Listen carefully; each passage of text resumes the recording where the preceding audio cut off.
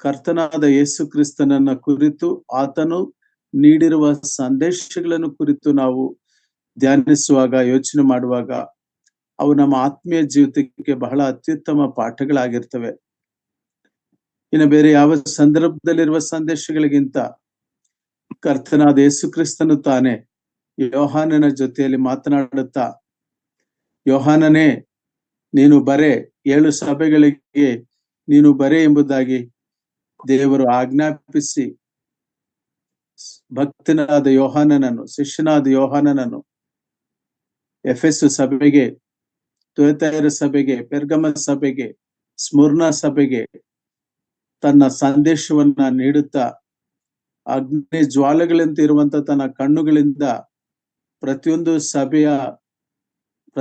ಸಭೆಯ ನಡುವೆ ಸಂಚಾರ ಮಾಡುತ್ತಾ ಆ ಸಭೆಯ ಎಲ್ಲಾ ಸಂಗತಿಗಳನ್ನು ಕರ್ತನಾದ ಯೇಸು ಕ್ರಿಸ್ತನು ತನ್ನ ಮಹಾದೃಷ್ಟಿಯಿಂದ ಅವಲೋಕನ ಮಾಡುತ್ತಾ ಏನು ಮೆಚ್ಚುಗೆಗಳು ಹೇಳುತ್ತಿರ್ತಾನೋ ಆ ಮೆಚ್ಚುಗೆಗಳನ್ನು ಕುರಿತು ಯೋಹಾನನು ಬರೆಯುವನಾಗಿದ್ದಾನೆ. ಪ್ರಿಯರೇ, ನಾನು ಪ್ರಕಟಣೆ ಗ್ರಂಥದ ವ್ಯಾಖ್ಯಾನವನ್ನು ಮಾಡ್ಲಿಕ್ಕೆ ಹೋಗುತ್ತಿಲ್ಲ. ಹೆಚ್ಚಾಗಿ ಧ್ಯಾನಿಸುತ್ತಾ 7 ಸಭೆಗಳಿಗೆ 7 ವಿಭಿನ್ನ ರೀತಿಯಲ್ಲಿ ನಮ್ಮ ಕರ್ತನಾದ ಯೇಸು ಕ್ರಿಸ್ತನು ಹೇಗೆ ತನ್ನ ಸಂದೇಶಗಳನ್ನ ನೀಡ್ತಾ ಇದ್ದಾನೆ, ಅವು ನಮಗೂ ಈ ಕಾಲಘಟ್ಟದಲ್ಲಿ ಕೂಡ ನಮ್ಮ ವ್ಯಕ್ತಿಗತ ಆತ್ಮೀಯ ಜೀವಿತಕ್ಕೆ, ನಮ್ಮ ಕುಟುಂಬ ಜೀವಿತಕ್ಕೆ, ನಮ್ಮ ಸಭಾ ಜೀವಿತಕ್ಕೆ ಎಷ್ಟು ಮಟ್ಟಿಗೆ ಅವಶ್ಯಕತೆ ಎಂಬುದನ್ನ ಆಲೋಚನೆ ಮಾಡುತ್ತಾ ಈ ಸಂಗತಿಗಳನ್ನು ನಿಮ್ಮ ಮುಂದೆ ಹಂಚಿಕೊಳ್ಳೋದಕ್ಕೆ ನಾನು ಪ್ರಯತ್ನ ಪಡ್ತೇನೆ. ಒಬ್ಬ ವ್ಯಕ್ತಿ ಆತ್ಮೀಕವಾಗಿ ಉತ್ತಮ ಸ್ಥಿತಿಗೆ ಬೆಳೆದರೆ ಆ ವ್ಯಕ್ತಿಯ ಮೂಲಕವಾಗಿ ಆ ಕುಟುಂಬವು ಬೆಳೆಯುತ್ತೆ. ಒಂದು ಕುಟುಂಬವು ಆತ್ಮೀಕವಾಗಿ ಬೆಳೆದ್ರೆ ಆ ಕುಟುಂಬದ ಸಲುವಾಗಿ ಸಭೆ ಬೆಳುತ್ತೆ. If an individual grows, the assembly grows. The growth of the assembly, ಸಭೆಯ ಅಭಿವೃದ್ಧಿಗೆ ಕುಟುಂಬಗಳು ಸೇರುವಂತಹದ್ದು ಆದಿ ಸಭೆಯಲ್ಲಿ ನಾವು ಕಾಣುವಂತ ಸಂಗತಿ ಆಗಿರ್ತೇವೆ ಪ್ರಿಯರೇ. ಹಾಗಾಗಿ ಈ ಸಂಗತಿಗಳು ಎಫೆಸು ಸಭೆಗೆ ಎಲ್ಲ ಮೆಚ್ಚುಗೆಗಳನ್ನು ದೇವರು ಹೇಳುತ್ತಾ ಬಂದನು. ಬನ್ನಿ ಇವತ್ತಿನ ಧ್ಯಾನಕ್ಕೆ ಹೋಗೋಣ. ಪ್ರಕಟಣೆ ಗ್ರಂಥ 2ನೇ ಅಧ್ಯಾಯ 4ನೇ ವಚನ. ಆದರೆ ಮೊದಲು ನಿನಗಿದ್ದ ಪ್ರೀತಿಯನ್ನು ನೀನು ಬಿಟ್ಟು ಬಿಟ್ಟಿದ್ದೀಯೇ ಎಂದು ನಾನು ನಿನ್ನ ಮೇಲೆ ತಪ್ಪು ಹೊರಿಸಬೇಕಾಗುತ್ತದೆ. ಆದುದರಿಂದ ಥ್ಯಾಂಕ್ ಯು. ಅದೊಂದೇ ವಚನ. ನಾವು ವಚನದ ನಂತರ ವಚನ, ಒಂದೊಂದು ವಚನವನ್ನು ಕೂಡ ನಾವು ಅರ್ಥಗರ್ಭಿತವಾಗಿ, ಆಲೋಚನಾ ಪರವಾಗಿ ನಾವು ಚಿಂತಿಸುತ್ತಾ, ಧ್ಯಾನಿಸುತ್ತಾ ನಾವು ಅದರಲ್ಲಿರುವ ಸಂಗತಿಗಳನ್ನ ಅಧ್ಯಯನ ಮಾಡೋಣ. ಯಾಕೆಂದ್ರೆ ಇದು ಪರಿಶುದ್ಧವಾದ ಲೇಖನ ಭಾಗ, ವಾಕ್ಯ ಭಾಗ. ಅದರಲ್ಲಿಯೂ ಪ್ರಕಟಣೆ ಗ್ರಂಥದಲ್ಲಿ ಕರ್ತನಾದ ಯೇಸು ಕ್ರಿಸ್ತನ ಸಭೆಗಳಿಗೆ ನೀಡುವ ಸಂದೇಶ ಎಂಬುದಾಗಿ ಹೇಳುವಾಗ ಅದು ಬಹಳ ಎಚ್ಚರಿಕೆಯಾಗಿ, ಬಹಳ ಗಂಭೀರವಾಗಿ ನಾವು ಧ್ಯಾನಿಸಬೇಕಾಗಿರೋ ಅವಶ್ಯಕತೆ ಇರ್ತದೆ. ನಾವು ಈ 3 ವಚನಗಳು ನೋಡಿದ್ರು ಕೂಡ ಕರ್ತನಾದ ಯೇಸು ಕ್ರಿಸ್ತನ ಹಲವಾರು ಮೆಚ್ಚುಗೆಗಳನ್ನು ವ್ಯಕ್ತಪಡಿಸಿದನು. ಎಂಥ ಸಭೆಯಾಗಿತ್ತು ಆ ಸಭೆಯು? ಕೃತ್ಯಗಳಿರುವ ಸಭೆಯಾಗಿತ್ತು. 2ನೇ ವಚನದಲ್ಲಿ ಪ್ರಯಾಸಪಟ್ಟ ಸಭೆಯಾಗಿತ್ತು. ಸುವಾರ್ತೆ ಸಾರುವುದರಲ್ಲಿಯೂ, ಪ್ರಾರ್ಥನೆ ಮಾಡುವುದರಲ್ಲಿಯೂ, ಅನೇಕರನ್ನು ಕ್ರಿಸ್ತನ ಬಳಿಗೆ ನಡೆಸುವುದರಲ್ಲಿಯೂ ಬಹಳ ಪ್ರಯಾಸಪಟ್ಟ ಸಭೆಯಾಗಿತ್ತು. ಅಷ್ಟು ಮಾತ್ರವಲ್ಲ, ದುಷ್ಟರನ್ನು ಸಹಿಸಲಿಲ್ಲ. ಸುಳ್ಳು ಅಪೊಸ್ತಲರನ್ನು, ಸುಳ್ಳು ಬೋಧಕರನ್ನು, ಅಬದ್ಧ ಬೋಧಕರನ್ನು ಗುರುತಿಸಿತ್ತು. ಅವರನ್ನು ಗುರುತಿಸಿ ಅವರನ್ನು ಕಂಡುಕೊಂಡಿತ್ತು. ಸ್ವಸ್ಥವಾದ ಬೋಧನೆ ಇರುವಂತ ಸಭೆಯಾಗಿತ್ತು. ಬಹಳ ಉತ್ತಮವಾದ ರೀತಿಯಲ್ಲಿ ನಡೆಸಲ್ಪಡುವಂತ ಎಫೆಸು ಸಭೆ. ಭೌಗೋಳಿಕವಾಗಿ ನಾವು ನೋಡುವುದಾದ್ರೆ ಏಷ್ಯಾ ಪ್ರಾಂತದ ಎಫೆಸು ಸಭೆ, ಆ ಎಫೆಸ್ ಎಂಬುದು ಬಹಳ ಏಷ್ಯಾ ದೇಶದ ಒಂದು ಮಾರುಕಟ್ಟೆ ಎಂಬುದಾಗಿ, ವೆರಿ ಕಮರ್ಷಿಯಲ್ ಪ್ಲೇಸ್, ಅತ್ಯಂತ ರಿಚ್ ಪ್ಲೇಸ್. ಅಂತ ಕಡೆ ಈ ಸಭೆಯು ಪ್ರಾರಂಭವಾದದ್ದು ದೇವರ ಒಂದು ಮಹಾಕೃಪೆ. ಆ ಒಂದು ಸಭೆಯಲ್ಲಿ ಇಷ್ಟೆಲ್ಲ ಒಳ್ಳೆ ಗುಣಗಳು, ಮತ್ತು ತಾಳ್ಮೆಯುಳ್ಳವರಾಗಿ ಕರ್ತನ ಹೆಸರಿನ ನಿಮಿತ್ತ ಬಾಧೆಯನ್ನು ಸಹಿಸಿಕೊಂಡರು ಬೇಸರಗೊಳ್ಳದೆ ಇರುವ ಸಭೆ ಆಗಿತ್ತು.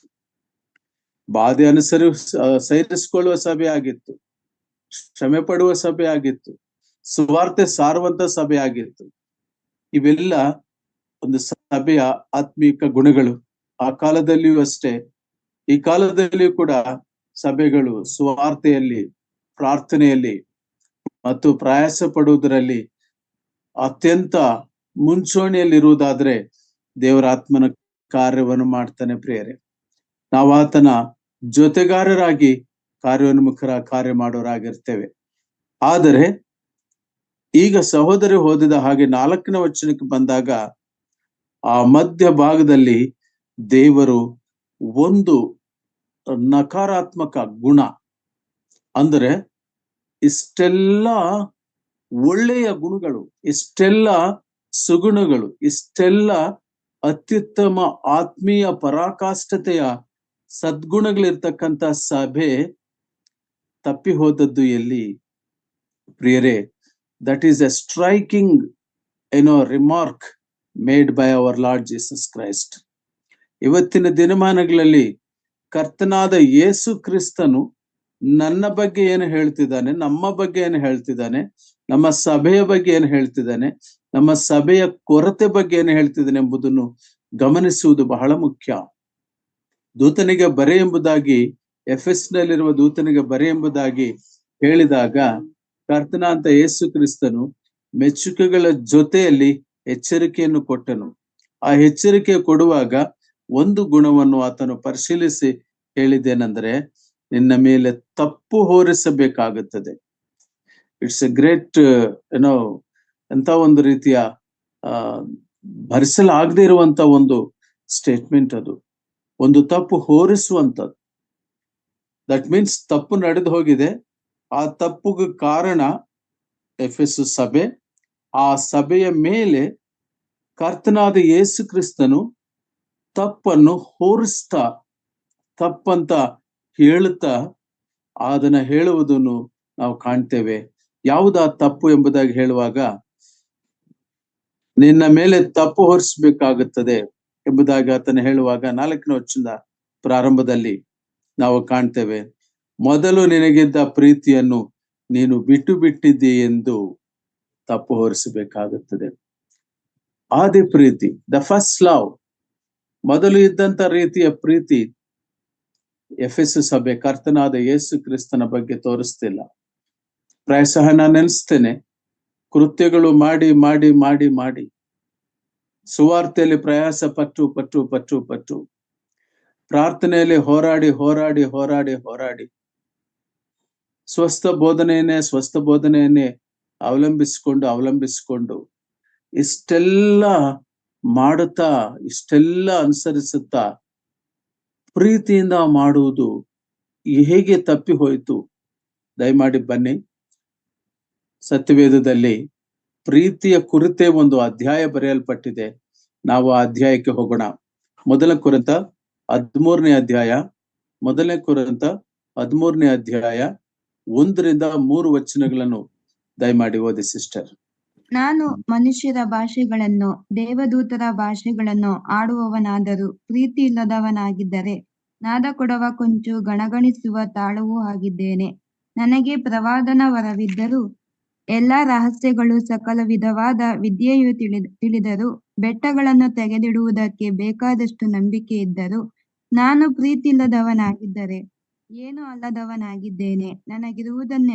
ನನಗಿರುವುದೆಲ್ಲವನ್ನು ಅನ್ನದಾನ ಮಾಡಿದರೂ, ನನ್ನ ದೇಹವನ್ನು ಸುಡುವುದಕ್ಕೆ ಒಪ್ಪಿಸಿದರೂ, ಪ್ರೀತಿಯು ನನಗಿಲ್ಲದಿದ್ದರೆ ನನಗೇನು ಪ್ರಯೋಜನವಾಗುವುದಿಲ್ಲ. ಅಂಕಲ್ ಓದ್ಬೇಕಾ? ಸಾಕು ಸಿಸ್ಟರ್, ಥ್ಯಾಂಕ್ ಯು. ಪವಿತ್ರ, ಚೆನ್ನಾಗಿ ಓದಿದ್ದೀಮ್ಮ. Thank you. Lot of improvement. ಕರ್ತ ನಿಮ್ಮನ್ನ ಆಶೀರ್ವಾದ ಮಾಡ್ಲಿ. ಪ್ರಿಯರೇ, ಸಹೋದರಿ ಓದಿರುವಂತ ಈ ವಾಕ್ಯ ಭಾಗ ಜಸ್ಟ್ ಸುಮ್ನೆ ನಾವು ಹಾಗೆ ಓದಿಕೊಂಡು ಹೋಗೋದಲ್ಲ, ಒಂದೊಂದು ಅದ್ಭುತವಾದ ಆತ್ಮಿಕ ಸದ್ಗುಣವನ್ನ ಸ್ವಲ್ಪ ಹೊತ್ತು ನಾವು ಗಮನಿಸಿ ನೋಡೋಣ. ಇಲ್ಲಿ ನಾವು ಟ್ರೇಸ್ ಔಟ್ ಮಾಡಿದ್ರೆ, if we dig it out, ಗಮನಿಸಿ ನೋಡಿದ್ರೆ ಆ ಗುಣಗಳ ಲಕ್ಷಣಗಳು ಪ್ರಾಯಶಃ ಇತ್ತೀಚಿನ ದಿನಮಾನಗಳಲ್ಲಿ ನಮ್ಗೆ ಉಂಟಾ ಎಂಬುದಾಗಿ ಆಶ್ಚರ್ಯ ಆಗುತ್ತೆ. ಅಂತ ಒಂದು ಆತ್ಮಿಕ ಶ್ರೇಷ್ಠವಾದಂತ ಲಕ್ಷಣಗಳಿರುವಂತದ್ದು ಎಷ್ಟಿದಾವೆ? ಹೆಚ್ಚು ಕಮ್ಮಿ ನಾವೀಗ ಓದಿರೋ ವಾಕ್ಯಭಾಗದಲ್ಲಿ 6 ಸದ್ಗುಣಗಳನ್ನ, 6 ಮಹಾ ಆತ್ಮಿಕ ಗುಣಗಳನ್ನ ನಾವು ನೋಡ್ತೇವೆ. ಎಂತವರಂತೆ? ಮನುಷ್ಯರ ಭಾಷೆಯನ್ನು, ದೇವದೂತರ ಭಾಷೆಗಳು ಮಾತಾಡೋರು.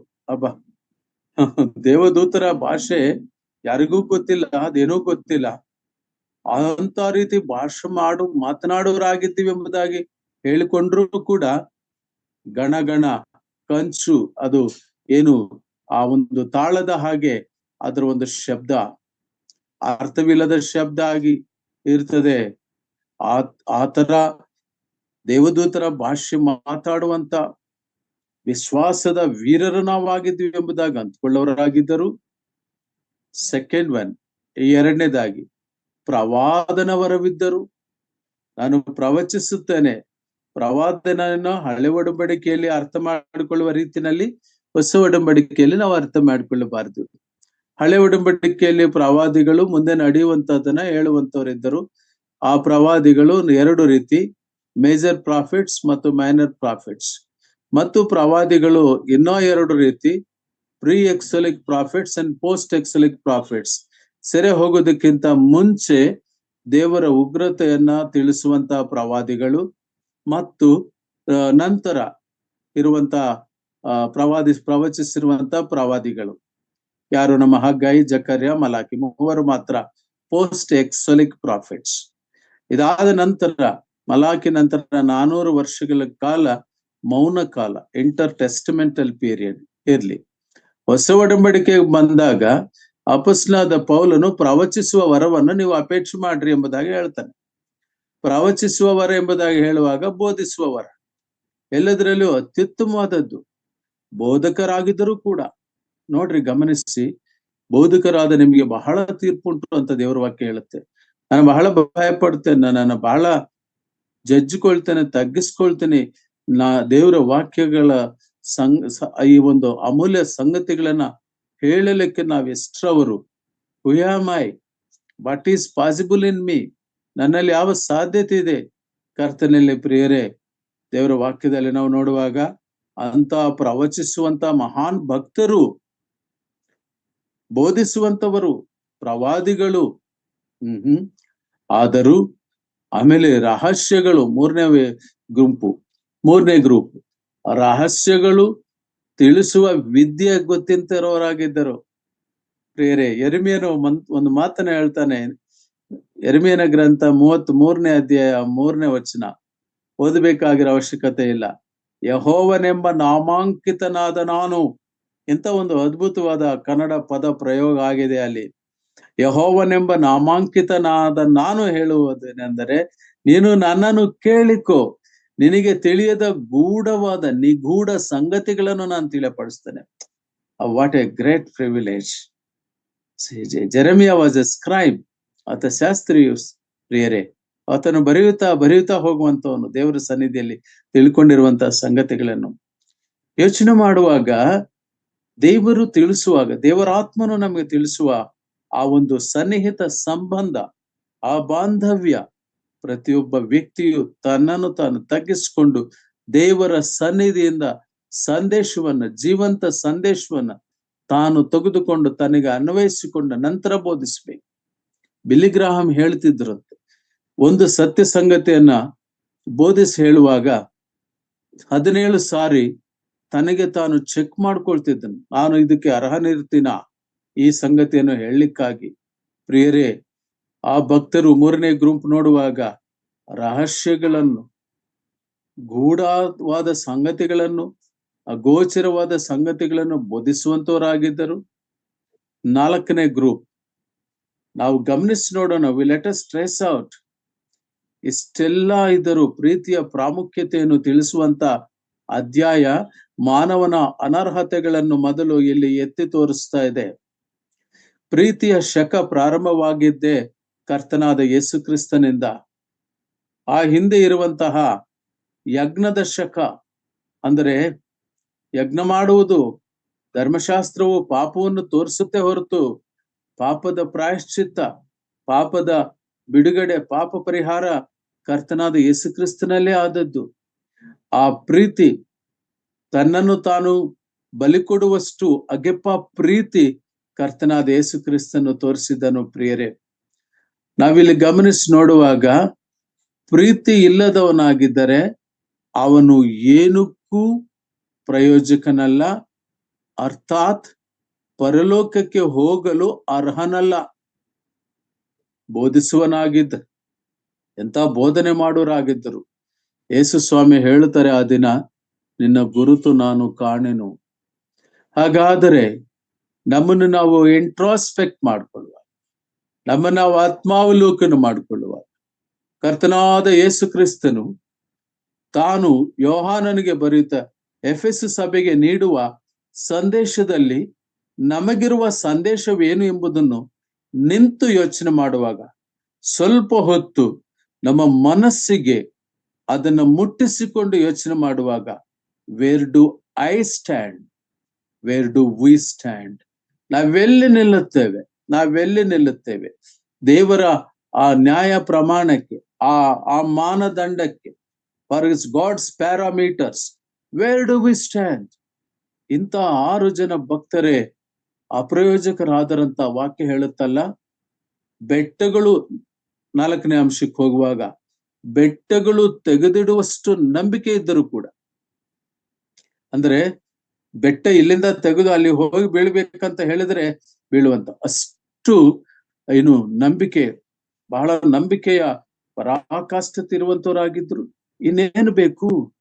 ಆದರೆ ನಾವು ಕರ್ತನಲ್ಲಿ ಪ್ರಿಯರೇ ಗಮನಿಸಿ ನೋಡ್ತೇವೆ, 5ನೇ ವಚನಕ್ಕೆ ಬಂದಾಗ ಅಷ್ಟು ಮಾತ್ರವಲ್ಲ, ಇಲ್ಲಿ ಒಂದು ಬ್ಯಾಚ್ ಉಂಟು, ಇಲ್ಲೊಂದು ವಿಶೇಷವಾದ ಬ್ಯಾಚ್ ಉಂಟು. ಎಲ್ಲವನ್ನು ಕೂಡ, ಇರುವುದೆಲ್ಲ ಅನ್ನದಾನ ಮಾಡೋದು, ಎಲ್ಲವನ್ನು ಕೂಡ ಸೇವೆ ಮಾಡೋದು, ಸೋಷಿಯಲ್ ಸರ್ವಿಸ್, ಜನಸೇವೆಯೇ ಜನಾರ್ದನ ಸೇವೆ ಎಂಬುದಾಗಿ ಭಾವಿಸಿ ಎಲ್ಲ ಸೋಷಿಯಲ್ ಸರ್ವಿಸ್ ಮಾಡ್ಕೊಳ್ತಿರೋರು ಅಂದ್ಕೊಳ್ತಾ ಇರ್ಬೋದು, ಅಯ್ಯ ನಾನು ಬಹಳ ಮಾಡ್ತಾ ಇದ್ದೀನಲ್ಲ. ಒಂದು ದಿನ ನನ್ನ ತಮ್ಮ ನನಗೊಂದು ಮಾತು ಹೇಳಿದ, ಅಂದ್ರೆ ಅವ್ನು ನನ್ನ ಕೆಣ್ಕ್ಲಿಕ್ಕೆ, ಚುಚ್ಲಿಕ್ಕೆ, ಚೆನ್ನಾಗಿ ಪ್ರಾರ್ಥನೆ ಮಾಡ್ಕೋಬೇಕಪ್ಪ, ದೇವರೆಲ್ಲಾ ವಿಷಯಗಳಲ್ಲಿ ನಮಗೆ ನಡೆಸ್ಬೇಕಂದ್ರೆ ದೇವರ ಸನ್ನಿಧಿಯಲ್ಲಿ ದೇವರ ನಡೆಸುವಿಕೆಗೆ ಕಾಯಬೇಕು, ಪ್ರಾರ್ಥನೆ ಮಾಡ್ಬೇಕಂದ್ರೆ ಆತ ನನಗೊಂದು ಪ್ರತ್ಯುತ್ತರ ಕೊಟ್ಟ. ನಾನು ಕಲ್ಕತ್ತಾಗ ಹೋಗಿದ್ದೆ, ಅಲ್ಲಿ ನಾನು ಮದರ್ ತೆರೆಸಾ ಒಂದು ಪ್ಲೇಸಿಗೆ ಹೋಗಿದ್ದೆ. ಅಲ್ಲಿ helping hands are better than praying lips ಅಂತ ಬರೆದಿತ್ತು ಅಂತ ಹೇಳಿದ. ಸರಿ, ಒಳ್ಳೇದೆ, ತುಂಬಾ ಒಳ್ಳೇದು, ಕರೆಕ್ಟೇ. ಆದರೆ prayerful hands are better than praying lips. Prayerful ಆಗಿ, ಪ್ರಾರ್ಥನಾ ಪೂರ್ವಕವಾಗಿ ಸಹಾಯ ಮಾಡಬೇಕು. ಪ್ರಾರ್ಥನೆಯನ್ನು ಮುಂದಿಟ್ಟು ದೇವರಿಗೆ ಮಹಿಮೆಯನ್ನು ಸಲ್ಲಿಸಿ ನಂತರ ಕಾರ್ಯಗಳನ್ನು ಮಾಡೋದಾದ್ರೆ ಎಷ್ಟು ಚಂದ ಇರುತ್ತದೆ ಅಂತ ಹೇಳಿದಾಗ ಅವ ನಿರುತ್ತರನಾಗಿರುತ್ತಾನೆ. ಕರ್ತನಲ್ಲಿ ಪ್ರಿಯರೇ, ಇದೆಲ್ಲ ಸಾಮಾಜಿಕ ಜೀವನದ ಆ ಕೆಲವು ವಿಷಯಗಳನ್ನು ಹೇಳುವಂತ ಇಹಲೋಕದ ಸಂಗತಿಗಳಿವೆಲ್ಲ. ಅಷ್ಟು ಅವನು ಸೋಷಿಯಲ್ ಕಾಸ್ ಒಳ್ಳೇದೇ, ಆದರೆ ಅಲ್ಲಿ ಪ್ರೀತಿ ಬಹಳ ಮುಖ್ಯವಾಗಿರುವಂತದ್ದು, ಯಾಂತ್ರಿಕವಾಗಿ ಮಾಡುವಂಥದ್ದಲ್ಲ. ಇರುವುದೆಲ್ಲ ಅನ್ನದಾನ ಮಾಡಿದರು. ಕೊನೆ ಬ್ಯಾಚ್ ಬಹಳ ಡೇಂಜರಸ್, ದೇಹವನ್ನ ಸುಡುವುದಕ್ಕೂ ಒಪ್ಪಿಸಿದ್ರು. ಕೆಲವರು ಬೆಂಕಿ ಕೆಂಡಗಳಲ್ಲಿ ಹಾದು ಹೋಗ್ತಾರೆ, ಕೆಲವರು ಸೂಳುಗಳಿಂದ ಚುಚ್ಚಿಕೊಳ್ತಾರೆ, ದೇಹನ ದಂಡನೆ ಮಾಡ್ತಾರೆ. ದೇಹಕ್ಕೆ, ಈ ದೇಹನ ಏನಾದ್ರೂ ಮಾಡಿಬಿಡ್ಬೇಕು, ಈ ದೇಹನ ಯಜ್ಞ ಮಾಡಕ್ ಕೊಟ್ಬಿಡ್ತೀನಿ, ದೇಹನ ತ್ಯಾಗ ಮಾಡ್ತೀನಿ ಎಂಬುದಾಗಿ. ಅಸೆಟಿಕ್ ಲೈಫ್ ಅಂದ್ರೆ ಸಂಪೂರ್ಣವಾಗಿ ಏನೋ ಒಂದು ಸರ್ವಸಂಗ ಪರಿತ್ಯಾಗಿಗಳಾಗಿ ಹೋಗ್ತಕ್ಕಂಥ ದೇಹವನ್ನ ಸುಡುವುದಕ್ಕೆ ಕೊಡುವಂತ ಭಕ್ತಿ. ಪ್ರಿಯರೇ, ಇಷ್ಟೆಲ್ಲ ಏನು ವೇರಿಯಸ್ ಟೈಪ್ಸ್ ಆಫ್ 6 ರೀತಿಯ ಇವರೆಲ್ಲರ ಕುರಿತು ಕೊನೆಯದಾಗಿ ಪರಿಶುದ್ಧಾತ್ಮ ದೇವರು ಹೇಳುವ ಮಾತೇನಂದ್ರೆ, ದಯಮಾಡಿ ಓದಿ ಸಿಸ್ಟರ್, 1 ಕೊರಿಂಥ 13ನೇ ಅಧ್ಯಾಯ 3ನೇ ವಚನದ ಕೊನೆ ಭಾಗ, 3ನೇ ವಚನ. ಪ್ರೀತಿಯು ದೇಹವನ್ನು ಸುಡುವುದಕ್ಕೆ ಒಪ್ಪಿಸಿದರು. ಸಾರಿ, ನನಗಿರುವುದೆಲ್ಲವನ್ನು ಅನ್ನದಾನ ಮಾಡಿದರು, ನನ್ನ ದೇಹವನ್ನು ಸುಡುವುದಕ್ಕೆ ಒಪ್ಪಿಸಿದರು. ಪ್ರೀತಿಯು ನನಗಿಲ್ಲದಿದ್ದರೆ ನನಗೇನು ಪ್ರಯೋಜನವಾಗುವುದಿಲ್ಲ. ಇಷ್ಟೆಲ್ಲ ಮಾಡಿದರೂ ಕೂಡ ನನಗೇನು ಪ್ರಯೋಜನವಾಗುವುದಿಲ್ಲ. ಕರ್ತನಲ್ಲಿ ಪ್ರಿಯರೇ, ಸಹೋದರರು ಒಳ್ಳೆಯ ಹಾಡನ್ನು ಹಾಡು. ಅಡವಿ ವೃಕ್ಷದ ನಡುವೆ ಆ ಪ್ರೀತಿಯ ಒಂದು ಪ್ರಾಮುಖ್ಯತೆಯನ್ನು ಕುರಿತು, ಮಕ್ಕಳು ಸ್ವಸ್ಥತೆಯ ಪ್ರಾಮುಖ್ಯತೆಯನ್ನು ಕುರಿತು ಹಾಡನ್ನು ಹಾಡಿದ್ರು.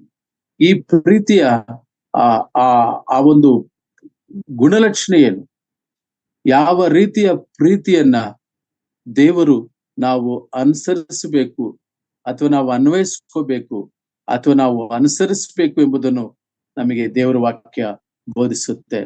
ದಯಮಾಡಿ ನಾವು ಪ್ರಯತ್ನ ಮಾಡೋಣ ಸತ್ಯವೇದದಲ್ಲಿ ತಿಳ್ಕೊಳ್ಳೋದಕ್ಕೆ. ಮೊದಲನೇ ಯೋಹಾನ 4ನೇ ಅಧ್ಯಾಯ 19ರಿಂದ 21 ವಚನಗಳನ್ನು ದಯಮಾಡಿ ಓದಿ. 1 John chapter 4 19 to 21.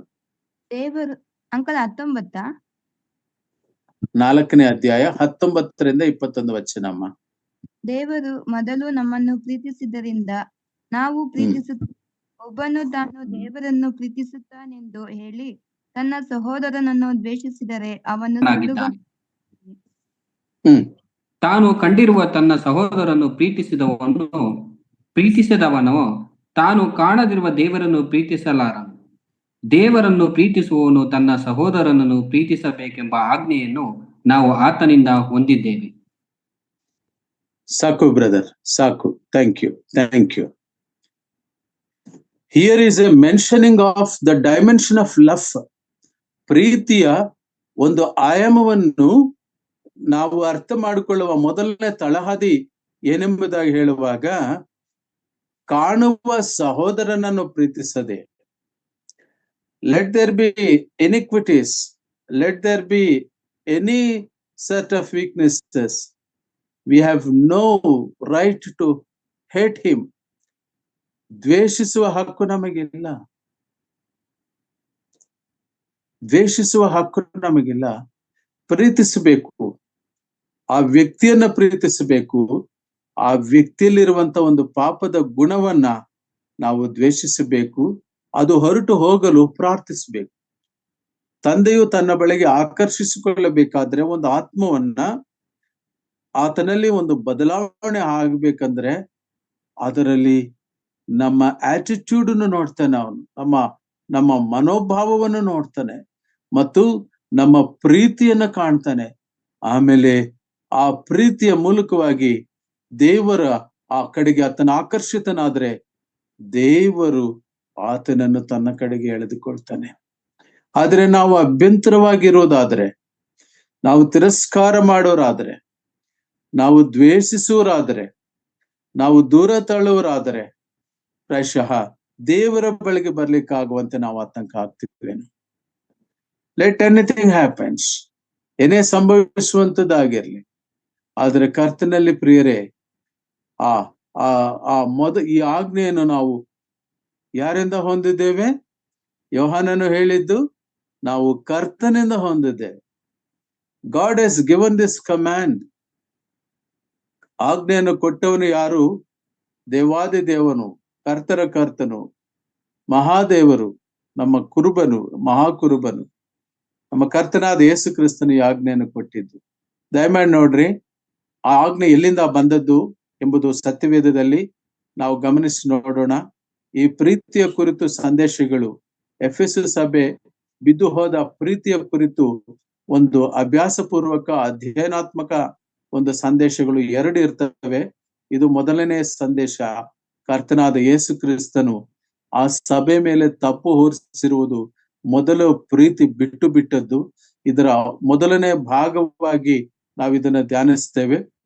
ದೇವರ ಚಿತ್ತವಾದರೆ ಮುಂದಿನ ಭಾಗದಲ್ಲಿ ಇದೇ ವಚನವನ್ನ ನಾವು ಇನ್ನೊಂದು ಡೈಮೆನ್ಷನ್ ಅಲ್ಲಿ, ಇನ್ನೊಂದು ಪರ್ಸ್ಪೆಕ್ಟಿವ್ ನಲ್ಲಿ ನಾವು ಯೋಚನೆ ಮಾಡ್ತೇವೆ, ಸ್ಟಡಿ ಮಾಡ್ತೀವಿ, ನಾವು ಅಧ್ಯಯನ ಮಾಡ್ತೀವಿ. ಯಾಕಂದ್ರೆ ಇದು ನನ್ನ ಆತ್ಮೀಯ ಜೀವನಕ್ಕೆ ಬಹಳ ಅವಶ್ಯಕವಾಗುವಂತದ್ದಾಗಿ ಪದೇ ಪದೇ ಹೇಳುತ್ತಾ ಆ ಗುಣಗಳನ್ನ ಹೆಚ್ಚೆಚ್ಚಾಗಿ ಅನ್ವಯಿಸ್ಕೋಬೇಕು ಅಂತ ನನಗೆ ಅನಿಸ್ತಾ ಇರ್ತದೆ. ಕರ್ತನಲ್ಲಿ ಪ್ರಿಯರೇ, ಇದು ಮಾನವನ ಹೃದಯದ ಸ್ವಭಾವ. ನಾವೇನನ್ನ ಯೋಚಿಸ್ತೇವೋ ಅದನ್ನ ನಾವು ಅನುಸರಿಸೋದಕ್ಕೆ ಪ್ರಯತ್ನ ಪಡ್ತೇವೆ. ನಾವೇನನ್ನ ಕೇಳಿಸ್ಕೊಳ್ತೀವೋ, ತಿಳಿದುಕೊಳ್ತೀವೋ ಅದನ್ನ ಅನುಸರಿಸ್ತಕ್ಕಂತ ಪ್ರಯತ್ನ ಮಾಡಿದ್ರೆ ಪರಿಶುದ್ಧಾತ್ಮ ನಮಗೆ ಸಹಾಯ ಮಾಡ್ತಾನೆ. ಬನ್ನಿ ಆ ವಚನವನ್ನು ಓದೋಣ. ಯೋಹಾನ ಸುವಾರ್ತೆ 13ನೇ ಅಧ್ಯಾಯ 34, 35, 36 ದಯಮಾಡಿ.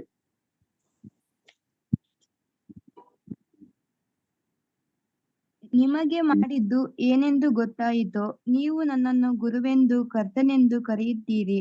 ನೀವು ಕರೆಯುವುದು ಸರಿ, ನಾನು ಅಂಥವನೇ ಹೌದು. ಕರ್ತನು ಗುರುವು ಆಗಿರುವ ನಾನು ನಿಮ್ಮ ಕಾಲುಗಳನ್ನು ತೊಳೆದಿರಲಾಗಿ, ನೀವು ಸಹ ಒಬ್ಬರ ಕಾಲನ್ನು ಒಬ್ಬರ ತೊಳೆಯುವ ಹಂಗಿನವರಾಗಿದ್ದೀರಿ. ನಾನು ನಿಮಗೆ ಮಾಡಿದ ಮೇರೆಗೆ ನೀವು ಸಹ ಮಾಡುವಂತೆ ನಿಮಗೆ ಮಾದರಿಯನ್ನು ತೋರಿಸಿದ್ದೇನೆ. ನಿಮಗೆ ನಿಜ ನಿಜವಾಗಿ ಹೇಳುತ್ತೇನೆ, ದಣಿಗಿಂತ ಆಳು ದೊಡ್ಡವನಲ್ಲ, ಕಳುಹಿಸಲ್ಪಟ್ಟವನು ಕಳುಹಿಸಿದವನಿಗಿಂತ 34, 35 ಅದೇ ಅಧ್ಯಾಯ. ನಾನು ನಿಮಗೆ 34. ಒಂದು ಹೊಸ ಆಜ್ಞೆಯನ್ನು ಕೊಡುತ್ತೇನೆ, ಏನೆಂದರೆ ಓದಿ ಬ್ರದರ್, ಓದಿ. ನೀವು ಒಬ್ಬರನ್ನೊಬ್ಬರು ಪ್ರೀತಿಸಬೇಕು. ನಾನು ನಿಮ್ಮನ್ನು ಪ್ರೀತಿಸಿದ ಮೇರೆಗೆ ನೀವು ಸಹ ಒಬ್ಬರನ್ನೊಬ್ಬರು ಪ್ರೀತಿಸಬೇಕು ಎಂಬುದೇ. ನಿಮ್ಮೊಳಗೆ ಒಬ್ಬರ ಒಬ್ಬರಿಗೆ ಪ್ರೀತಿ ಇಲ್ಲದಿದ್ದರೆ ಎಲ್ಲರನ್ನೂ ನಿಮ್ಮನ್ನು ನನ್ನ ಶಿಷ್ಯರೆಂದು ತಿಳಿದುಕೊಳ್ಳುವರು ಅಂದನು. Thank you brother, thank you. ಪತ್ರಿಕೆಯಲ್ಲಿ ಯೋಹಾನನು ಬರೆಯುತ್ತಾ ಕರ್ತನಿಂದ ನಾವು ಆಜ್ಞೆ ಹೊಂದಿದ್ದೇವೆ ಎಂಬುದಾಗಿ ಹೇಳುವಾಗ ಆ ಆಜ್ಞೆ ಇದೇ ಆಗಿದೆ. What is the context? ಸಂದರ್ಭ ಯಾವುದು ಪ್ರಿಯರೇ? ಕರ್ತನಾದ ಯೇಸು ಕ್ರಿಸ್ತನು ತಾನು ಹಿಡ್ಕೊಡಲ್ಪಡುವ ಸಂದರ್ಭಕ್ಕೆ ಮುಂಚೆ ಆ ಪಸ್ಕ ಹಬ್ಬದ ದಿನದ ಆ ಒಂದು ಸಂದರ್ಭದಲ್ಲಿ ಶಿಷ್ಯರನ್ನೆಲ್ಲ ಕುಂಡಿಸ್ತಾರೆ. ಈಸ್ ಅ ಗ್ರೇಟ್ ಗಾಡ್, ಸೃಷ್ಟಿಕರ್ತನಾದ ದೇವರೂಪ. ಆದರೆ ಪ್ರಿಯರೇ ಗಮನಿಸಿ, ಆತ ಸೊಂಟಕ್ಕೆ ಒಂದು ಟವಲನ್ನು ಕಟ್ಟಿಕೊಂಡು ಒಂದು ಬೋಗಿಣಿಯಲ್ಲಿ ನೀರನ್ನು ತೆಗೆದುಕೊಂಡು ಶಿಷ್ಯರ ಪಾದಗಳನ್ನ ಒಬ್ಬರೊಬ್ಬರು ಪಾದ ಹತ್ರ ಬರುವುದು, ಆ ಪಾದದ ಹತ್ರ ಬಗ್ಗುವುದು, ತೊಳೆಯುವುದು, ಆ ತೊಳೆದ ಮೇಲೆ ಆ ಪಾತ್ರೆಯಲ್ಲಿಡುವುದು, ಆ ಟವಲ್ನಿಂದ ಆ ಕಾಲುಗಳನ್ನ ಒರೆಸುವುದು, ತೇವ ಇರಬಾರದು ಅಂತ. ಮತ್ತೆ ಇನ್ನೊಬ್ಬ ಶಿಷ್ಯನ ಕಾಲ ಹತ್ರ ಬರೋದು, ಮತ್ತೆ ಸೊಂಟಕ್ಕೆ ಸುತ್ತಕೊಂಡಿರುವ ಟವಲನ್ನ ತೆಗೆದು ಆ ಪಾದಗಳನ್ನ ನೀರಿನಿಂದ ತೊಳೆದು ಮತ್ತೆ ಹೊರಿಸುವುದು. What a great God! ಸರ್ವ ಸೃಷ್ಟಿಗೆ ಒಡೆಯನು ಮಾನವನ ಪಾದಗಳನ್ನು ತೊಳೆಯುವಷ್ಟು ತಗ್ಗಿಸಿಕೊಂಡನೆ. ಸ್ವಾಮಿ ಹೇಳ್ತೇನೆ, ನಂತರ ನಿಮಗೆ ಮಾದರಿಯನ್ನು ತೋರಿಸಿದ್ದೇನೆ. When he humbled himself so much, ಎಷ್ಟು ತನ್ನನ್ನು ತಗ್ಗಿಸಿಕೊಂಡು ಆ ಕೊನೆಗೆ ಯೂದನ ಪಾದಗಳನ್ನು ಕೂಡ, ಆ ಹಿಂದಿನ ಅಧ್ಯಾಯದಲ್ಲಿ ಯೂದನು ಆ ಯಾಜಕರ ಬಳಿಯಲ್ಲಿ, ಅವರ ಬಳಿಯಲ್ಲಿ ಆತನು ಓಡಾಡಿಕೊಂಡು ಒಂದು ಏನು ನೆಕ್ಸಸ್, ಒಂದು ಅಕ್ರಮವಾದಂತ ಒಂದು ಸ್ನೇಹ ಮಾಡಿಕೊಂಡು 30 ನಾಣ್ಯಗಳನ್ನು ಪಡ್ಕೊಂಡಿದ್ದ. ಆ ಯೂದನ ಆ ಪಾಪವೂ ಕೂಡ ಪರಿಷ್ಕಾರ ಆಗಲಿಕ್ಕೆ ಕಾರಣವಾಗುತ್ತೇನೋ ಅಂತ ಆತನ ಪಾದಗಳನ್ನು ಕೂಡ ತೊಳೆದನು. ಪ್ರಿಯರೇ, ಇಷ್ಟೆಲ್ಲ ಎನ್ ಎಕ್ಸಾಂಪ್ಲರಿ ಲವ್, ಒಂದು ಮಾದರಿಯ ಒಂದು ಪ್ರೀತಿ, ಪರಿಪೂರ್ಣವಾದ ಪ್ರೀತಿ, ಆತ್ಮೀಕವಾದ ಪ್ರೀತಿ, ತನ್ನನ್ನು ತಾನು ನೆಲದ ಮಟ್ಟಿಗೆ ತಗ್ಗಿಸಿಕೊಂಡಿರುವಂತ ಆ ಕರ್ತನಾದ ಯೇಸು ಕ್ರಿಸ್ತನ ಆ ಅಗೆಪ್ಪ ಪ್ರೀತಿ ನೋಡಿ. ಅಲ್ಲಿವರೆಗೂ ದೇವರು ಯಾವ ಆಜ್ಞೆಯನ್ನು ಕೊಟ್ಟಿಲ್ಲ ಶಿಷ್ಯರಿಗೆ. ಆಜ್ಞೆ ಕೊಟ್ಟನು, ಆದರೆ ಪ್ರೀತಿಯ ವಿಷಯದಲ್ಲಿರುವ ಆಜ್ಞೆ, ನೀವು ಸರ್ವ ಸೃಷ್ಟಿಗೆ ಹೋಗಿರಿ ಎಂಬುದಾಗಿ ಹೇಳಿದನು, ಅದು ಒಂದು ಆಜ್ಞೆ. ಶಿಷ್ಯರಿಗೆ ಆತನು ಹಲವು ಸಂದರ್ಭಗಳಲ್ಲಿ ಕೆಲವು ಮಾತುಗಳನ್ನ ಹೇಳಿದನು, ಆಜ್ಞೆಗಳು. ಆದರೆ ಪ್ರೀತಿಯ ವಿಷಯದಲ್ಲಿ ಹೇಳುವಾಗ, ಯಾವ ಪ್ರೀತಿಯ ವಿಷಯದಲ್ಲಿ ಎಫೆಸಸ್ ಸಭೆ ತಪ್ಪಿ ಹೋಗಿತ್ತೋ ಆ ಆದಿ ಪ್ರೀತಿಯ ಒಂದು ಏನು ದಟ್ ಎನಿಗ್ಮ್ಯಾಟಿಕ್ ರಿಲೇಶನ್ಶಿಪ್, ಆ ಪ್ರೀತಿಯ ಪ್ರಾಮುಖ್ಯತೆಯ ಆ ಒಂದು ಆ ಸಂಗತಿಯನ್ನ ಆ ಅಮೂಲ್ಯವಾದ ರಹಸ್ಯವಾದ ಸಂಗತಿಯನ್ನ ನಾವು ಯೋಹಾನನ ಮೂಲಕವಾಗಿ ಹೊರಗೆ ತೆಗೆದುಕೊಂಡು ಬರ್ತಾ ಇದ್ದೀವಿ. ಯೋಹಾನ ಪತ್ರಿಕೆಗೆ ಹೋದೆವು ಮತ್ತು ಯೋಹಾನ ಸುವಾರ್ತೆಯ 13ನೇ ಅಧ್ಯಾಯಕ್ಕೆ ಬಂದಾಗ ಆತ ಕರ್ತನಾದ ಯೇಸು ಕ್ರಿಸ್ತನು ಹೇಳಿದನು, ಒಂದು ಹೊಸ ಆಜ್ಞೆಯನ್ನು ಕೊಡುತ್ತೇನೆ, ಏನಂದ್ರೆ ನೀವು ಒಬ್ಬರನ್ನೊಬ್ಬರು ಪ್ರೀತಿಸಬೇಕು. ನಾನು ಇನ್ನೊಂದು ಕಂಡೀಷನ್ ಅಲ್ಲಿ ಸೆಮಿಕೋಲನ್ ಇದೆ, ಮೇಲೆ ಒಂದು ಚುಕ್ಕೆ, ಫುಲ್ ಸ್ಟಾಪ್ ಮತ್ತು ಸೆಮಿಕೋಲನ್ ಅಂತ ಹೇಳ್ತೀವಿ. That is the grammar of the language. ಸತ್ಯವೇದವನ್ನ ನಾವು ಧ್ಯಾನ ಮಾಡುವಾಗ ಒಮ್ಮೊಮ್ಮೆ ಆ ಸೆಮಿಕೋಲನ್ಸ್ ನ, ಆ ಕೋಲನ್ ಮತ್ತು ಆ ಕಾಮನ ಗಮನಿಸಬೇಕು. ಸೆಮಿಕೋಲನ್ ನಂತರ ಹೇಳುವ ವಿಷಯ ಇದೆಯಲ್ಲ, ಅದು ಬಹಳ ಪ್ರಮುಖವಾಗಿರುವಂತಹ ವಿಷಯ ಆಗಿರ್ತದೆ. ಕರ್ತನಾದ ಯೇಸು ಕ್ರಿಸ್ತನು ಅಲ್ಲಿ ಬಹಳ ಮುಖ್ಯವಾದ ಇನ್ನೊಂದು ಸಂಗತಿ ಹೇಳ್ತಾನೆ, ಏನಂದ್ರೆ ನಾನು ನಿಮ್ಮನ್ನು ಪ್ರೀತಿಸಿದ ಮೇರೆಗೆ. ನೀವು ಅಂದ್ಕೊಂಡಿರೋ ರೀತಿ ಪ್ರೀತಿ ಅಲ್ಲ. Come brother, have a cup of tea, go. No. ಇರ್ಲಿ, ಒಂದು ಒಳ್ಳೇದೇ, ಸಂತೋಷ.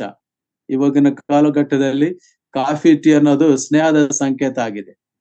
ಎಷ್ಟು ಹೆಚ್ಚು ಕಾಫಿ ಕುಡಿದ್ರೆ ಅಥವಾ ಎಷ್ಟು ಹೆಚ್ಚು ಟೀ ಕುಡಿಸಿದ್ರೆ ಅದಷ್ಟು ಸ್ನೇಹದ ಸಂಕೇತ. ನಮ್ಮ ಕರ್ತನಾದ ಯೇಸು ಕ್ರಿಸ್ತನು ಆ ಪ್ರೀತಿ, ಆ ರೀತಿ ಪ್ರೀತಿಯನ್ನ ಹೇಳ್ತಿಲ್ಲ. ಒಳ್ಳೇದೇ ಕಾಫಿ ಟೀ ಕುಡಿಯೋದು ಅಥವಾ ಅದು ಏನೋ ನಂತರ. ಆದ್ರೆ ಸ್ವಾಮಿ ಹೇಳ್ತಿರೋದು, ತನ್ನನ್ನು ತಾನು ತಗ್ಗಿಸಿಕೊಂಡು ಬರಿದು ಮಾಡಿಕೊಂಡು, ಸೃಷ್ಟಿಕರ್ತನಾದರೂ ಧೂಳಿಯಂತ ಮಾನವನನ್ನ, ಸತ್ತ ನಾಯಿ ತರ ಇರುವಂತ ಮಾನವನನ್ನ, ಹುಳದಂತಿರುವಂತ ಮಾನವನನ್ನ, ಕ್ರಿಮಿಯಂತಿರುವ ಯಾಕೋಬನೇ ಎಂಬುದಾಗಿ ಹೇಳಿದನು. ಆತನ ಪಾದದ ಮಟ್ಟಕ್ಕೆ ಇಳಿದು ಬಂದು ತೋರಿಸಿದಂತಹ ಪ್ರೀತಿ, ಆ ಪ್ರೀತಿ, ನಿಮ್ಮ ಪ್ರೀತಿಯು ಕೂಡ ಹಾಗೆ ಇರಬೇಕು. ಒಬ್ಬರನ್ನೊಬ್ಬರು ಪ್ರೀತಿಸಬೇಕೆಂಬುದೇ. ನಂತರ ಆ ವಚನ ಚೇಂಜ್ ಆಗಿ 35ನೇ ವಚನಕ್ಕೆ ಬಂದಾಗ, ನಿಮ್ಮೊಳಗೆ ಒಬ್ಬನ ಮೇಲೊಬ್ಬರಿಗೆ ಪ್ರೀತಿ ಇದ್ದರೆ ಎಲ್ಲರೂ ನಿಮ್ಮನ್ನು ನನ್ನ ಶಿಷ್ಯರೆಂದು ತಿಳಿದುಕೊಳ್ಳುವರು. There is only one identification mark. ಯಾರಾದರೂ ನಮ್ಮನ್ನ ಯೇಸು ಕ್ರಿಸ್ತನ ಶಿಷ್ಯ ಎಂಬುದಾಗಿ ತಿಳ್ಕೊಬೇಕಂದ್ರೆ ಹೇಗೆ? ಯಾವಾಗ್ಲೂ ವೈಟ್ ಶರ್ಟ್ ಹಾಕೊಂಡಿರ್ಬೇಕಂತಲ್ಲ, ಅಥವಾ ಯಾವಾಗ್ಲೂ ತಲೆಗೆ ಎಣ್ಣೆ ಹಚ್ಕೊಂಡಿರ್ಬೇಕಂತಲ್ಲ, ಅಥವಾ ಬ್ಯಾಗ್ ತಗಲಾಕೊಂಡು ಕರಪತ್ರ ತಗೊಂಡು ಕೊಡುವಂತಲ್ಲ. ಕರ್ತನಲ್ಲಿ ಪ್ರಿಯರೇ, ಅವೆಲ್ಲ ಹೊರಗೇನೆ ಇರಬಹುದು. ಹಿಂದಿನ ಕಾಲದಲ್ಲಿ ಸುವಾರ್ತೆನ ಸಾರ್ಲಿಕ್ಕೆ ನಾವು ಆ ದೊಡ್ಡ ದೊಡ್ಡ ಲಿಟ್ರೇಚರ್ನ ಮತ್ತು ಮೈಕ್ಗಳನ್ನು ತಗೊಂಡು ಮುಂದಕ್ಕೆ ಹೋಗ್ತಿದ್ವು. Those were the days. ಆ ದಿನಮಾನಗಳು. ಹಳ್ಳಿಗಳು ದಿನಕ್ಕೆ ಒಂದು 5-6 ಹಳ್ಳಿಗಳನ್ನ ದಾಟಿ ಹೋಗುವಂತ ಓಪನ್ ಏರ್ ಪ್ರೀಚಿಂಗ್ ಇತ್ತು ಆ ಕಾಲಘಟ್ಟದಲ್ಲಿ. ಕರ್ತನಲ್ಲಿ ಪ್ರಿಯರೇ, ದೇವರು ಮನುಷ್ಯರನ್ನ ಮಾನಸಾಂತರಕ್ಕೆ ನಡೆಸುವಂತ ಆ ಸಂದರ್ಭಗಳನ್ನು ನೋಡುವುದೇ ಬಹಳ ಬಹಳ ಅದ್ಭುತವಾಗಿರ್ತಿತ್ತು. ಕರ್ತನಲ್ಲಿ ಪ್ರಿಯರೇ, ಈಗ ಆ ಸನ್ನಿವೇಶಗಳು ಹೋದವು. ಈಗ ಏನಿದ್ರು ಕೂಡ ಪರ್ಸನಲ್ ಎವಾಂಜಲಿಸಮ್. ನನ್ನನ್ನು ನಮ್ಮನ್ನು ಯಾರು ಅರ್ಥ ಮಾಡ್ಕೊಂಡಿದ್ದಾರೋ, ನಮ್ಮನ್ನು ಯಾರು ಇವರು ನಮ್ಮನ್ನು ನಿಜಕ್ಕೂ ಪ್ರೀತಿಸಿರ್ತಾರೆ ಅಂತ ಅರ್ಥ ಮಾಡ್ಕೊಳ್ತಾರೋ, ಅವರ ಮನೋಭಾವನೆಗಳನ್ನು ತಟ್ಟಬೇಕು, ಅವರ ಮನಸ್ಸುಗಳನ್ನು ಮುಟ್ಟಬೇಕು, ಅವರಿಗೆ ಸುವಾರ್ತೆಯನ್ನು ಪರಿಚಯಿಸಬೇಕು. ಈ ರೀತಿಯಾದ ಸ್ಟ್ರಾಟಜಿ ದೇವರು ನಮಗೆ ಅನುಗ್ರಹಿಸುವಂತದ್ದು. ಕರ್ತನಲ್ಲಿ ಪ್ರಿಯರೇ, ಪ್ರೀತಿಯ ಪ್ರಾಮುಖ್ಯತೆಯನ್ನು ಕುರಿತು, ದೈವಿಕ ಪ್ರೀತಿಯನ್ನು ಕುರಿತು ಎಫೆಸ ಸಭೆ ಬಿಟ್ಟಿರೋದ್ರಿಂದ ಆ ಪ್ರೀತಿಯನ್ನು ನಾವು ಅಭ್ಯಾಸ ಮಾಡ್ಕೋಬೇಕಾದ್ರೆ ವಾಕ್ಯದ ಬೆಳಕಿನಲ್ಲಿ ಯಾವ್ಯಾವ ರೀತಿಯಾಗಿರುವ ಪ್ರೀತಿಯನ್ನ ನಾವು ಅಭ್ಯಾಸ ಮಾಡ್ಕೊಳ್ಬೇಕು ಅಂತ ನಾವು ಆಲೋಚನೆ ಮಾಡ್ಕೊಳ್ತಾ, ನನ್ನನ್ನು ಸೇರಿ ನಾನು ಈ ಸಂಗತಿಗಳು ಮೆಡಿಟೇಟ್ ಮಾಡಿದಷ್ಟು, ಧ್ಯಾನಿಸಿದಷ್ಟು ಎಷ್ಟೋ ಸಂಗತಿಗಳು ನಮ್ಮ ಬುದ್ಧಿಗೆ ಗೋಚರವಾಗ್ತವೆ. ಪ್ರಿಯರೇ, ಆ ಮನಸ್ಸು, ಕರ್ತನಾದ ಯೇಸು ಕ್ರಿಸ್ತನಲ್ಲಿರುವ ಮನಸ್ಸು, ಆ ಮನಸ್ಸಿನಿಂದ ಪ್ರೀತಿ ಬರಬೇಕು. ಔಪಚಾರಿಕ ಪ್ರೀತಿ ಅಲ್ಲ, ಕಮ್ಮಿಯ ಗೋಯಾರ್ ಟೈಪ್ ಆಫ್ ಪ್ರೀತಿ ಅಲ್ಲ, a cup of tea, a cup of coffee ಪ್ರೀತಿ ಅಲ್ಲ, not a sharing of something ಪ್ರೀತಿ ಅಲ್ಲ. ಇರಬೇಕು ಅದು, ಆದ್ರೆ ಅದರ ಜೊತೆಗೆ ಆ ಮನಸ್ಸು. ಒಂದು ಉದಾಹರಣೆಯನ್ನು ನೋಡೋಣ ದೇವರ ವಾಕ್ಯದಲ್ಲಿ. ಕರ್ತನಾದ ಯೇಸು ಕ್ರಿಸ್ತನು ಒಬ್ಬ ಕುಷ್ಠರೋಗಿಯ ಬಳಿಯಲ್ಲಿ ಆತನ ಕಾನ್ವರ್ಸೇಷನ್, ಆತನ ಸಂಭಾಷಣೆಯಲ್ಲಿರುವ ಆ ಪ್ರೀತಿ ಅದು ಎಷ್ಟು ಉತ್ತಮವಾದದ್ದು ನೋಡ್ರಿ. ಮಾರ್ಕನ ಸುವಾರ್ತ 1ನೇ ಅಧ್ಯಾಯ 40-41 ವಚನ ಓದ್ಕೊಂಡು ನಾವು ಮುಕ್ತಾಯ ಮಾಡಿಕೊಳ್ಳೋಣ. ಮಾರ್ಕನ ಬರೆದ ಸುವಾರ್ತ 1ನೇ ಅಧ್ಯಾಯ 40-41 ವಚನಗಳು. ದಯಮಾಡಿ. ಕುಷ್ಠರೋಗಿಯು ಯೇಸುವಿನ ಬಳಿಗೆ ಬಂದು ಆತನ ಮುಂದೆ ಮೊಣಕಾಲೂರಿಕೊಂಡು, ನಿನಗೆ ಮನಸ್ಸಿದ್ದರೆ ನನ್ನನ್ನು ಶುದ್ಧ ಮಾಡಬಲ್ಲೆ ಎಂದು ಬೇಡಿಕೊಳ್ಳಲು ಆತನು ಕನಿಕರಪಟ್ಟು ಕೈ ನೀಡಿ ಅವನನ್ನು ಮುಟ್ಟಿ, ನನಗೆ ಮನಸ್ಸುಂಟು, ಶುದ್ಧವಾಗು ಅಂದನು. ಕೂಡಲೇ ಅವನ ಕುಷ್ಠವು ಹೋಗಿ ಅವನು ಶುದ್ಧವಾದನು. Thank you brother, thank you. ಸಾಕು ಪ್ರಿಯರೇ, ಇಲ್ಲಿ ಗಮನಿಸಿ ನೋಡುವಾಗ ಕುಷ್ಠವ್ಯಾಧಿ ಇರುವವನ ಕಷ್ಟವನ್ನು ನೋಡಿದರೆ ಅದು ಅವನ ದೇಹದ ಕಷ್ಟವನ್ನಲ್ಲಿ ಹೇಳ್ತಿಲ್ಲ. ಯೇಸುವಿನ ಬಗ್ಗೆ ಆತನಿಗೆ ದೇಹಕ್ಕೆ ಕುಷ್ಠ ಆಗಿದೆ, ಅಥವಾ ನನಗೆ ಕಷ್ಟ ಆಗ್ತಾ ಇದೆ, ನನಗೆ ಈ ತರ ನೋವಾಗ್ತಾ ಇದೆ, ಆ ಮಾತುಗಳು ಹೇಳ್ತಿಲ್ಲ. ಅಥವಾ ನನಗೆ ಸ್ವಸ್ಥ ಮಾಡು ಎಂಬುದಾಗಿ ಕೇಳ್ತಿಲ್ಲ. ಆತನು ಕೇಳಿದಾನೆ ಸ್ವಸ್ಥ ಮಾಡೋದಕ್ಕಾಗಿ, ಆದ್ರೆ ಅದಕ್ಕಿಂತ ಮುಂಚೆ ಒಂದು ಪದವನ್ನು ಉಪಯೋಗಿಸ್ತಾನೆ. ಕ್ರಿಸ್ತನ ಬಳಿಗೆ ಬಂದು ಮೊಣಕಾಲೂರಿಕೊಂಡು ಆತನನ್ನ ಪ್ರಾರ್ಥಿಸುತ್ತಾ, ನಿನಗೆ ಮನಸ್ಸಿದ್ದರೆ, ಆ ಪ್ರೀತಿಸುವ ಮನಸ್ಸು ನನ್ನ ತಂದೆ ತಾಯಂದಿರಿಗೆ ಇಲ್ಲ.